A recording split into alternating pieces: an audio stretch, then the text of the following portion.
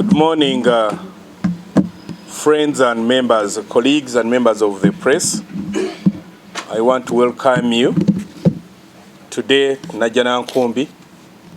I also want to thank you for the good work you do for us in as far as pushing our message to the public is concerned.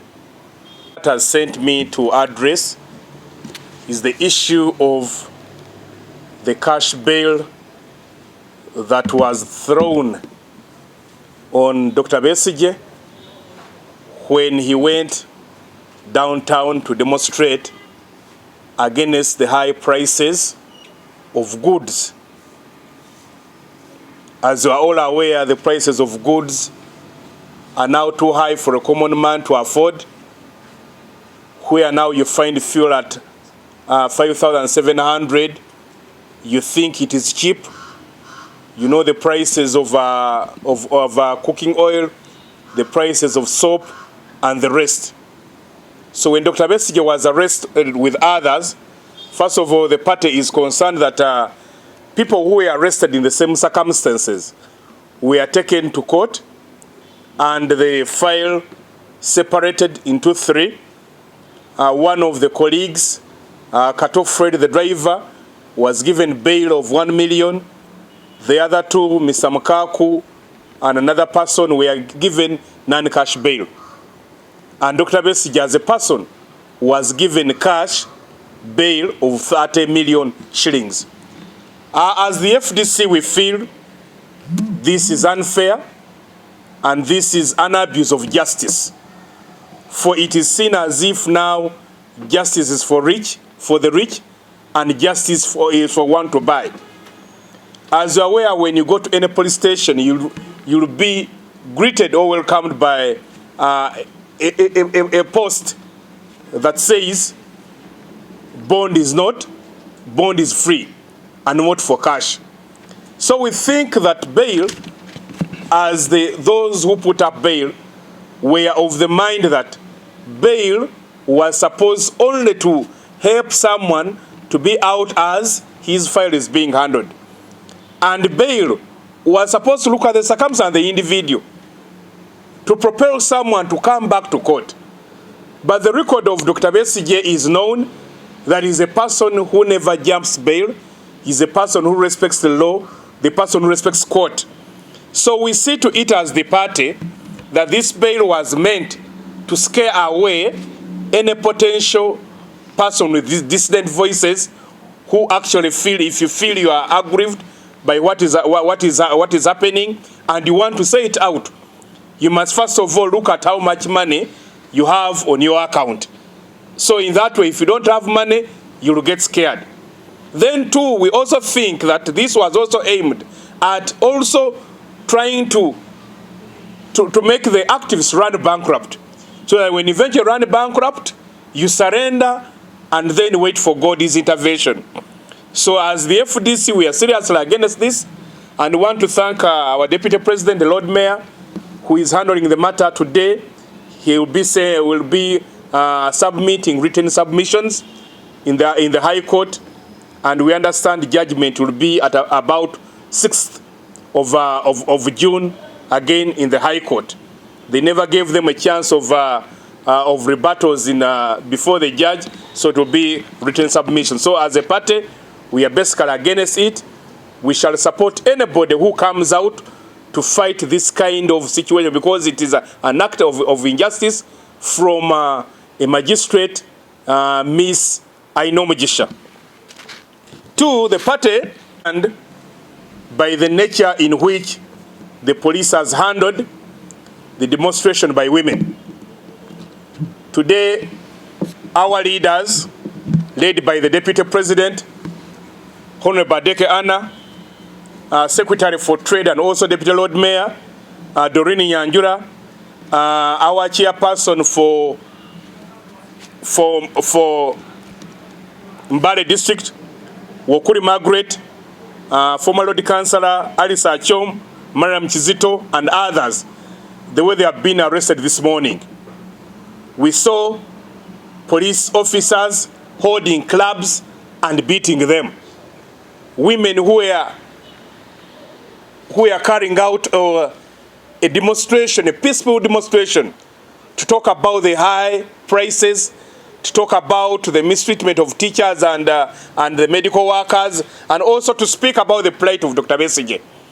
The police abandoned them, threw them in on their known pickups, which we feel a country like ours must respect women.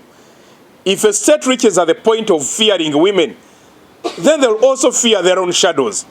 We think the right thing would be is to address the issues that those women were standing up to speak about. And the other issue that the party asked me to speak about was the party wants to add their voice on the industrial strike of the the teachers and medical workers.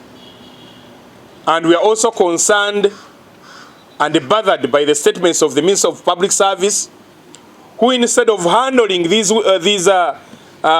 teachers and medical workers, only advise them if they don't return to their stations, they would be fired. But you see, if you went and challenged him, if you would be able to work for the amount of money these people are working for, you'd find he'll tell you that he would rather go back to his farm and rear his goats. So now these people who are trying to work for us, because today you hardly find a son or daughter of a rich person going to study education. They even discourage their children. Today, when you look at the plight of the nurses who are standing up and they work in very hard situations. During COVID, the country got a chance of trying to address the health sector. We got a lot of money, which we had calculated that if that money had basically been used in the right way, we would have been able to address the issue of the health sector once and for all. About 9 trillion came here, people feasted on the money, but that same money would be able to construct hospitals, buy ambulances, buy beds, buy ICU in that own money. But that money was used in a way that anybody in this country must lament. And you remember, when you remember the Auditor General's report that showed that about 4 trillion of that money is not accounted for. So now the problem in this country is not failure to have money. The problem is in this country are misallocation of resources, or looking at priorities and mixing them up. What we think as a country, what we need, is as the part of the FDC has always proposed, that we must have a salary review commission and a salaries board. A salaries board would look at all the salaries of our people and then start determining salaries. But the bad thing is that we have a leader who wants to be in charge of everything. So he wants to make decisions. That's why whoever has an issue will always go to his table to go and beg and beg and beg, so that when he feels he's convinced, he'll be able to address you. So we feel as a country we must look into these issues. Just sending them back to the station, they'll be there. That's why you see they are corrupt. That's why you'll see them abusing patients.